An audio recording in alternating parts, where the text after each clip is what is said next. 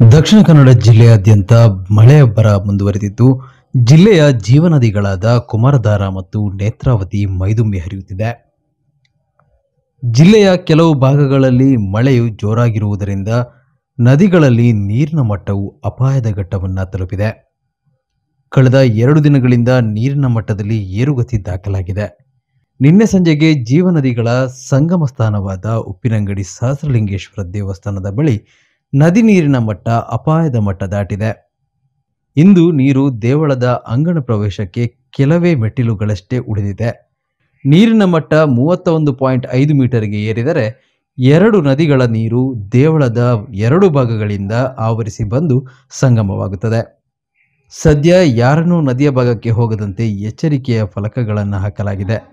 ಜೊತೆಗೆ NDRF, home guard, ಅಗ್ನಿಶಾಮಕ ದಳದವರು ಸ್ಥಳದಲ್ಲೇ ಬೀಡು ಬಿಟ್ಟಿದ್ದಾರೆ. ಅಲ್ಲದೆ ನೀರಿನ ಮಟ್ಟವನ್ನು ವೀಕ್ಷಿಸಲು ಮಾಜಿ ಶಾಸಕ ಸಂಜೀವ ಮಠಂದೂರು ಕೂಡ ಭೇಟಿ ನೀಡಿದ್ದರು.